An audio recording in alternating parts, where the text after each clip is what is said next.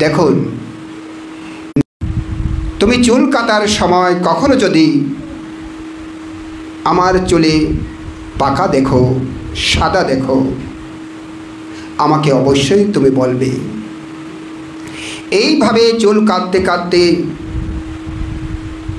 মাস কি মাস, বছর কি বছর চলে যাচ্ছে, যুগের পর যুগ। একদিন যখন পাকা চুল পেলেন, বললেন, মহারাজ আপনার একটি চুল পেকেছে, তুমি এক কাজ করো, ওই চুলটি তুলে আমাকে দাও। চুলটি তুলে দিলে। নেমিরাজ চুলটি দেখে বললেন, ও চুলটি পেকে গেছে। ওই যে জ্ঞানেন্দ্রিয় বলেছে, কি বলেছে যে জ্বলছে জ্বলছে জ্বলছে, তাই না? জলে পুড়ে পেকে গেছে, পাকছে। কি কি পাকে? পাকাপাকি পড়েছেন তো না? সুকুমার রায়ের লেখা, আম পাকে বৈশাখে, চুল পাকে ফাগুনে। হ্যাঁ, আম পাকে বৈশাখে, কুল পাকে ফাগুনে। কাঁচা ইট পাকা হয় পোড়ালে তা আগুনে, রোদে জলে তিকি রং পাকা কয় তাহারে, ফলারতি পাকা হয় লুচি দয় আহারে। তাই না? কীভাবেই পাকে চিন্তা করুন। তাহলে এই শরীর থেকে যে আমরা খাবার খাচ্ছি, চিন্তা করছি, খাবারের কারণেও খাবারটাকে হজম করতে গিয়ে শরীর গরম হচ্ছে, চিন্তা করতে গিয়ে শরীর গরম হচ্ছে। এই গরম থেকে মাথার চুলটা পেকে যাচ্ছে, এই তো না? একটু আগেই উপরে গেলাম আমাদের শ্রদ্ধেয় তিলকবংশ ভান্তের রুমে, ভান থেকে বন্দনা করলাম, বসলাম। একটু পরে আমার কাকাবান্তে আসছে। কাকাবান্তে চিনেন? আমাদের তিলকবংশ ভান্তের বাবা, আমার কাকাবান্তে। কেমন আছেন কাকুবান্তে? বলে, কাকু বালা নাই। কে বালা নাই? হাতে ব্যথা বেদনা না ভারী। আমি বললাম 100 বছর বাসন করিব, 100 বছর ন বাঁচিলে ওই তো থাকন করিব, ন মরিবেন, হয়তো দুঃখ খাওয়া নজার। আসলে তারপরে বললাম, এটাই হচ্ছে যমদূত, এটাই হচ্ছে যমদূত। দেবদূত সূত্র আছে একটা, এটাই হচ্ছে যমদূত। যখনই একটা চুল পাকে, তখন যদি মনে করে, ও যমদূত আমার কাছে এসছে, খবর দিয়েছে। কি দিয়ে? চিঠি দিয়ে হোক, মেসেজ দিয়ে হোক, কিন্তু খবর দিয়েছে দুধ দ্বারা। কিসের দুধ দ্বারা? দুধটাকে পাকনা চুল, দুধটাকে পাকনা চুল। কত চেষ্টা করছি চুলটা সকল সময় কালো থাকো, থাকে না। দেখছেন চুলটা পাকে যাচ্ছে, দেখেন। আমার তো ইচ্ছা করছে চিরজীবন আমি যুবক থাকি। আমার কথা শুনে না। আমি চাই সারা জীবন যুবক থাকি, কখনো বুড়া না হয়, কিন্তু হয়ে যাচ্ছে। মনে মনে চিন্তা করলাম, জীবনে কখনো যাতে আমাকে চোখে চশমা দিতে না হয়। সবার আগেই চোখে চশমা দিতে হচ্ছে, আমার কথা শুনে না। জ্ঞানেন্দ্র কি বলছে? ঘর জ্বলছে, আমার ঘর জ্বলছে না।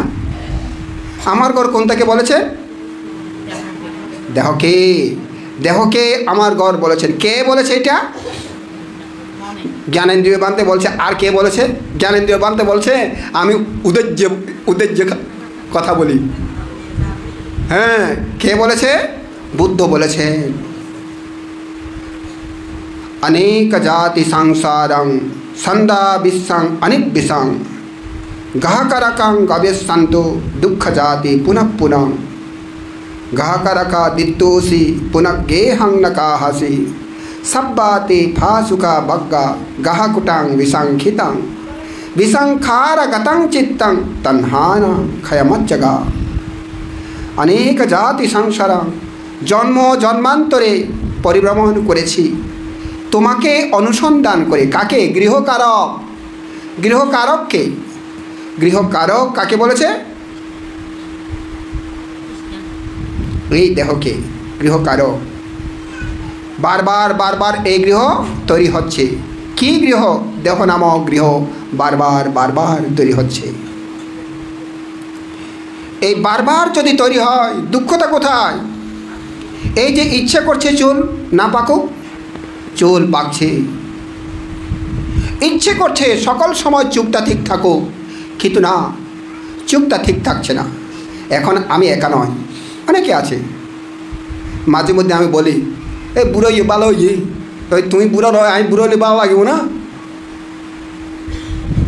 এখন এই যে সবার মধ্যে চশমা দিতে হচ্ছে, এটাও একটা কি?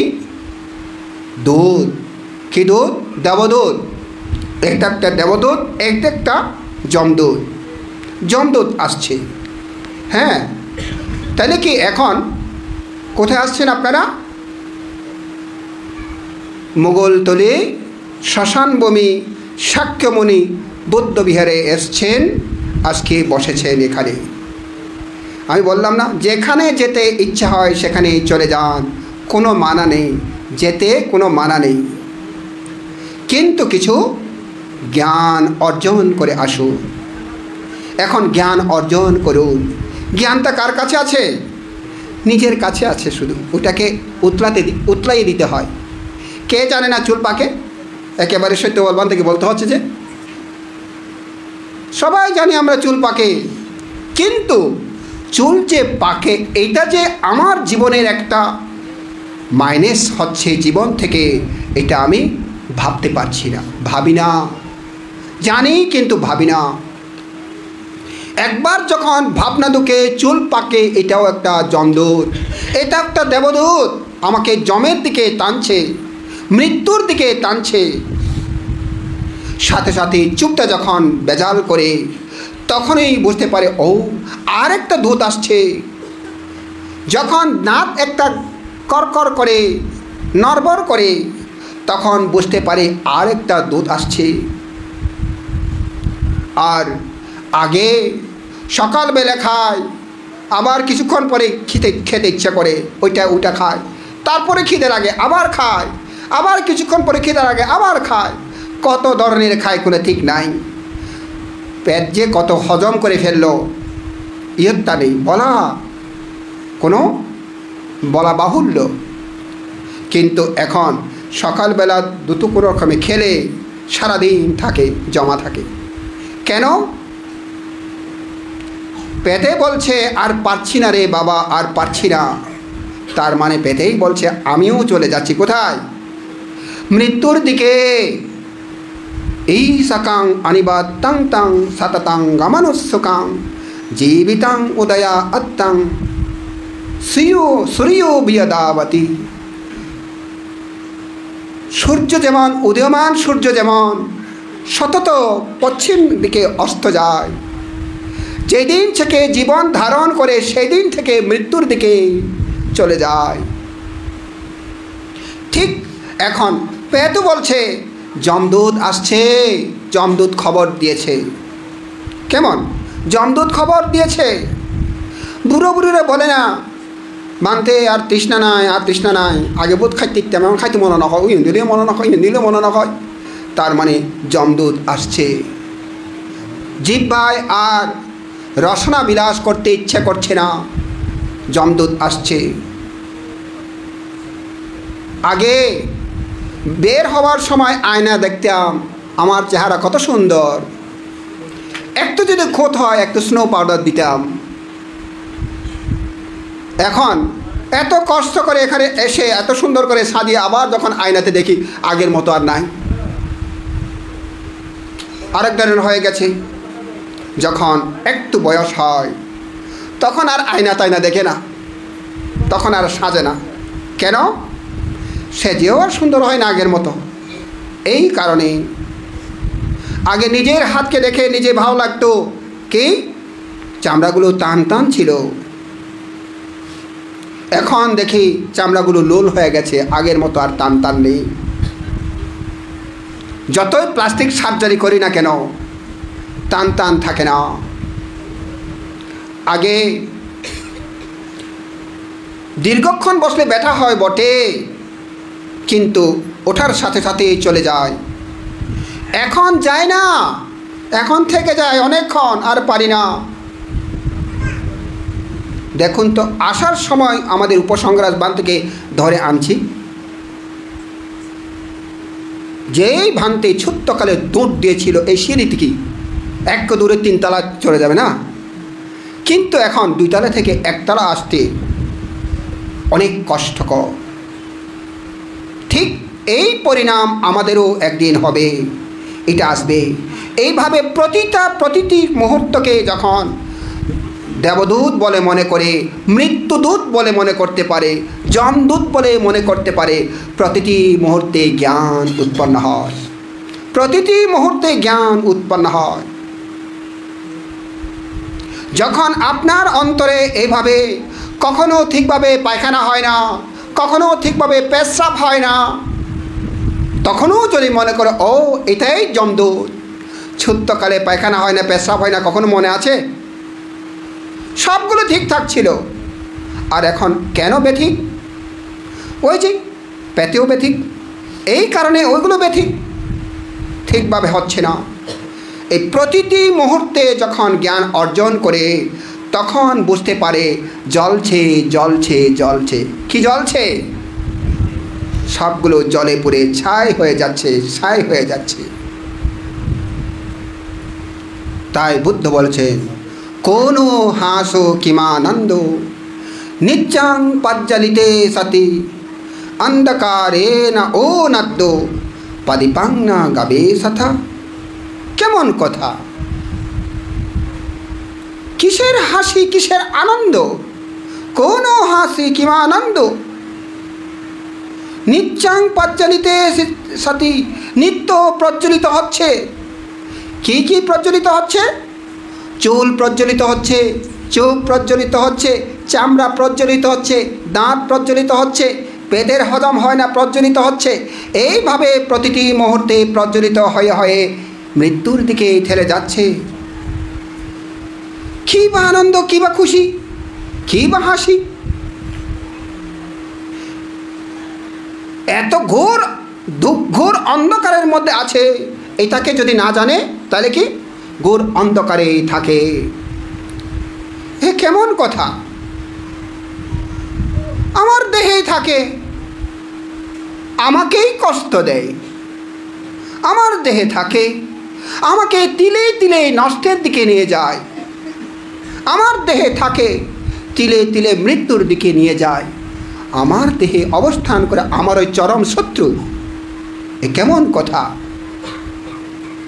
নিজের ঘরের মধ্যে শত্রু রেখেও অন্ধকারের মতো এইভাবে চোখ বন্ধ করে অন্ধকারে হাতড়িয়ে যেমন হাতড়ায়, ঠিক এইভাবেই যদি হাতড়াতে হয়। এখনো প্রদীপাংনা গাবে সথা। কেন প্রদীপ খুঁজছে না? কেন আলো খুঁজছে না? আলো খোঁজা উচিত। অন্ধকারে কিছু দেখা যায়? কিছুই দেখা যায় না অন্ধকারে। ঝাপসাতে কিছু দেখা যায়? ঝাপসাতে কিছু দেখা যায়, কিন্তু স্পষ্ট নয়। ওই যে আমাদের প্রজ্ঞেন্দ্রীয় ভান্তে বললেন, ঝাপসাতে পরিপূর্ণ দেখা যায় না, কিন্তু ফকফকাতে সবগুলো দেখা যায় না। তাই এইভাবে শরীর মনকে ফকফকা করতে হবে, উজ্জ্বল করতে হবে। যদি উজ্জ্বল করেন তবে এই গৃহকারক দেখতে পারবেন, তখনই বুঝতে পারবেন আসলে জলেটা কি।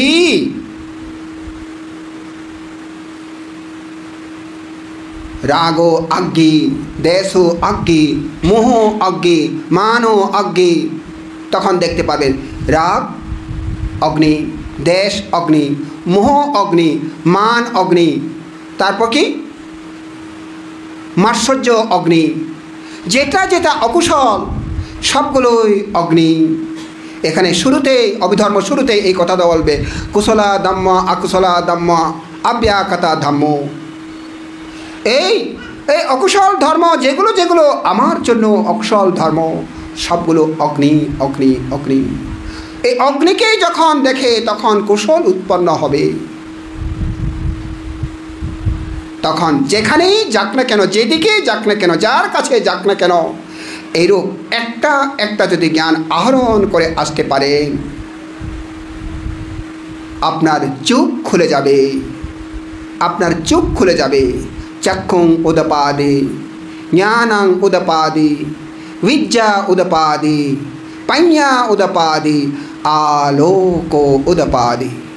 তখন চোখ খুলে যাবে, জ্ঞান খুলে যাবে, বিদ্যা উৎপন্ন হবে, প্রজ্ঞা উৎপন্ন হবে, আলোকিত হবে। এগুলো কি করতে হবে? ভাবিতা বাহুলীকতা, ভাবিত বহুলীকৃত করতে হবে।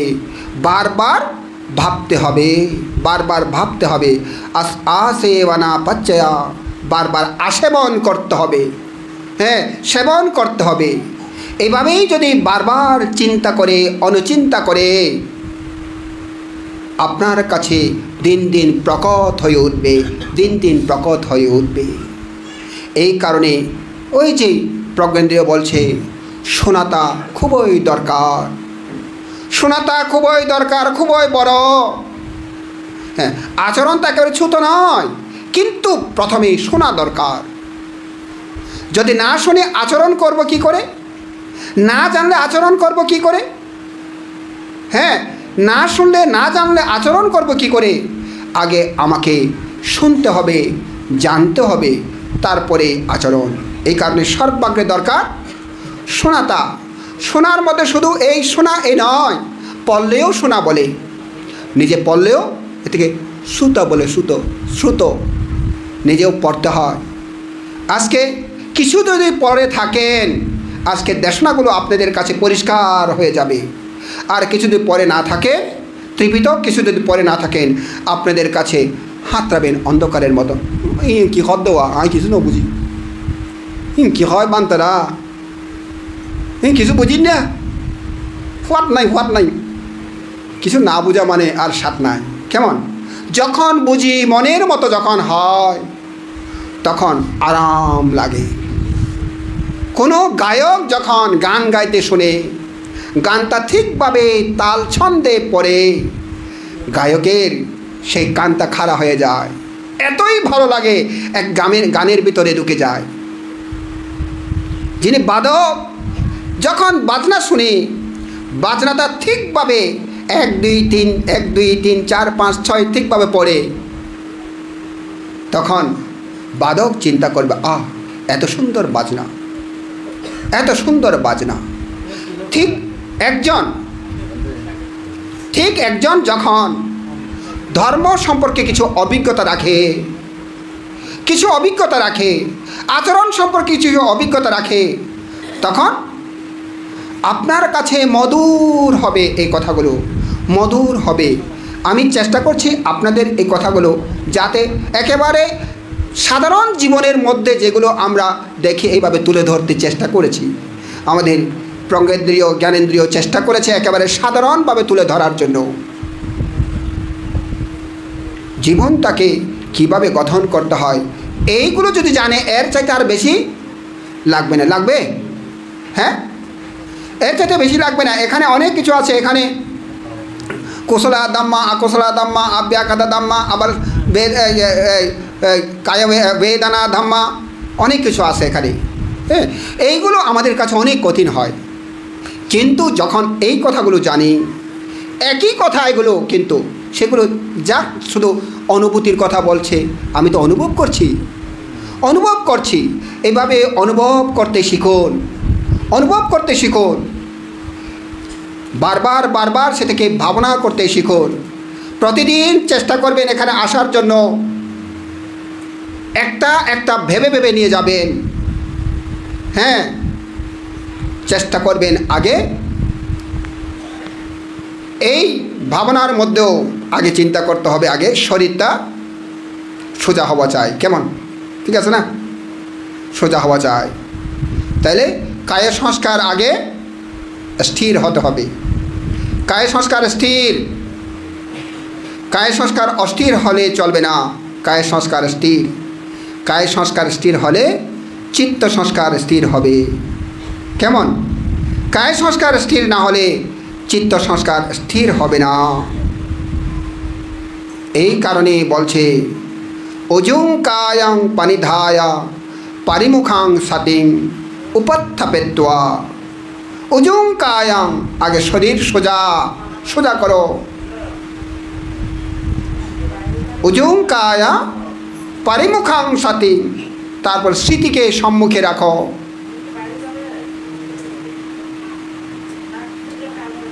উপস্থাপেত্বা, এইভাবে উপস্থাপিত করো, স্মৃতিকে উপস্থাপিত করো।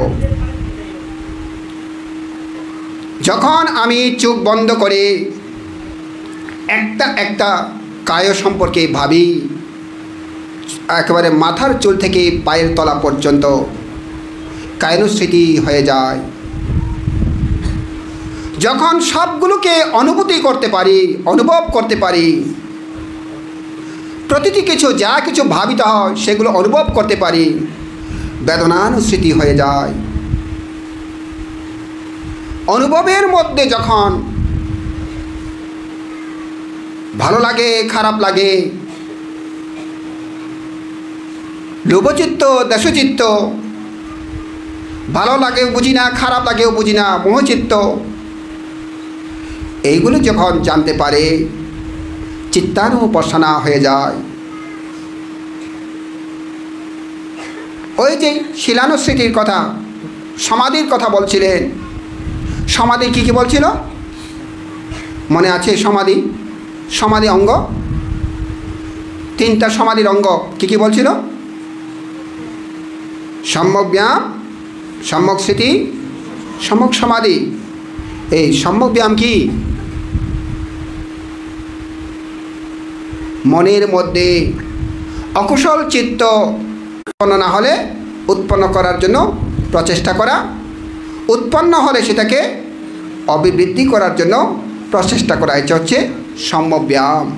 ঠিক তদ্রূপভাবে সোজা হয়ে বসে ভাবনায় চিত্ত নিবিষ্ট না হলে নিবিষ্ট করার জন্য চেষ্টা করা। এই নিবিষ্ট না হলে নিবিষ্ট হয়নি বলে জানাতা, যখন নিবিষ্ট হয়নি বলে জানে তখন নিবিষ্ট হতে বাধ্য হয়। হ্যাঁ, নিবিষ্ট হতে বাধ্য হয়। এই কারণে এটা একটা সম্যক ব্যায়াম। সম্যক ব্যায়াম করবে। এইভাবে সম্যক ব্যায়াম করলে কেন আমার হবে না? আমি যতক্ষণ পর্যন্ত আমার চিত্ত একাগ্রতা হবে না, যতক্ষণ পর্যন্ত ঔদ্ধত্য ককৃত্য থাকবে, আমি এখান থেকে উঠব না, বসে থাকব। দেখবেন আপনার এক সময়ে ঔদ্ধত্য ককৃত্য চলে গেছে, তবে ঔদ্ধত্য ককৃত্যকে জানুন।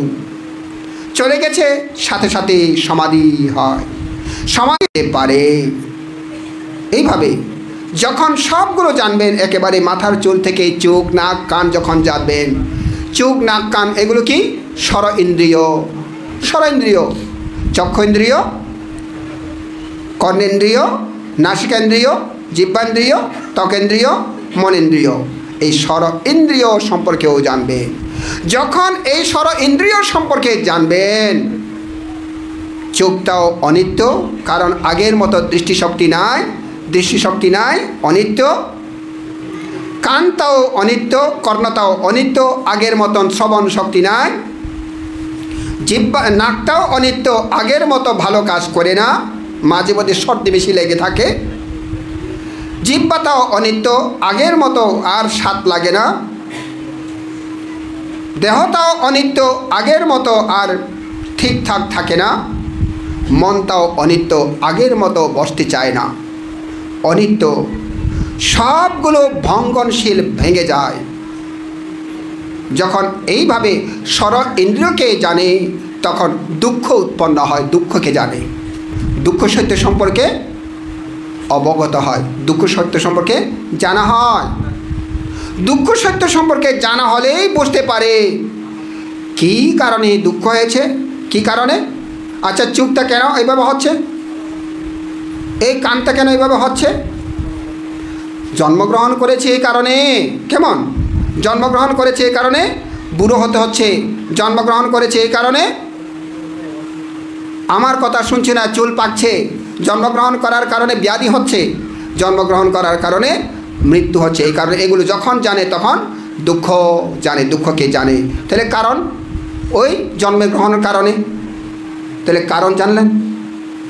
এখন এই কারণকে ত্যাগ করার জন্য একে বলে সমুদয়। এই কারণে এই কারণকে ত্যাগ করলে নিরোধ হয়। এই নিরোধ হতে হলে ওই যে মার্গসত্য দিয়ে নিরোধ করতে হয়। মার্গসত্য কথা বলছিল আত্মা, আত্মা আত্মদাব বলছিল। এক মার্গ, এক আয়ন মার্গ, আয়ং ভিক্ষাবে মার্গ সত্যানাং বিশুদ্ধিয়া। একমাত্র মার্গ, সত্যগণের বিশুদ্ধি হয়। হ্যাঁ, সত্যগণের বিশুদ্ধি হয়।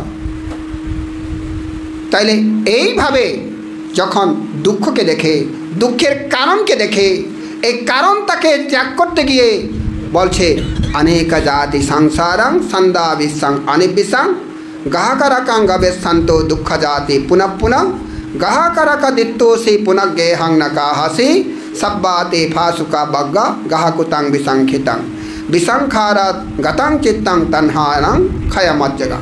আমি তোমারকে, তোমার যে গৃহকারক, যিনি গৃহকারক, তাকে আমি একেবারে খণ্ড বিখণ্ড করে দিয়েছি। আর সে উৎপন্ন করতে পারবে, গৃহকারক গৃহ রচনা করতে পারবে না। যে গৃহ রচনা করার যন্ত্র, মূল যন্ত্র তৃষ্ণা, সেই তৃষ্ণাকে আমি ধ্বংস করে দিয়েছি, সংস্কার বিগত করে দিয়েছি। যে সংস্কার বারবার সংস্করণ করছে সেটাকে বিগত করে দিয়েছি, অর্থাৎ মৃত্যুতে পতিত করে দিয়েছি, আর জন্মগ্রহণ করতে পারবে না। ঠিক এইভাবে একটার পর একটা দুঃখকে জানুন, দেখবেন আপনার জীবন সার্থক হবেই হবে। এই কারণে আমাদের জন্ম, এই কারণে আমাদের মানুষ হয়ে জন্মগ্রহণ করা সুলাভ। এই কারণে এই অনুষ্ঠান অভিধর্মপাত, এটা আমাদের জন্য সুলাভ। আমাদের এই অনুষ্ঠান হওয়ার কারণে আমাদের সুলাভ হয়। এই লাভ আমাদের প্রত্যেকের জীবনের সার্থক বয়ানুক, এই কামনা করে পরম পূজনীয় সভাপতি অনুত্তর পুণ্যক্ষেত্র ভিক্ষু সংঘকে প্রণাম জানিয়ে, আপনাদের প্রতি মৈত্রীম শুভ আশীর্বাদ জানিয়ে, অনলাইনে যারা আছেন তাদের প্রতি মৈত্রীম শুভ আশীর্বাদ জানিয়ে আমার নাতি দীর্ঘ দেশনা এখানে শেষ করছি। জগতের সকল প্রাণী সুখী হোক।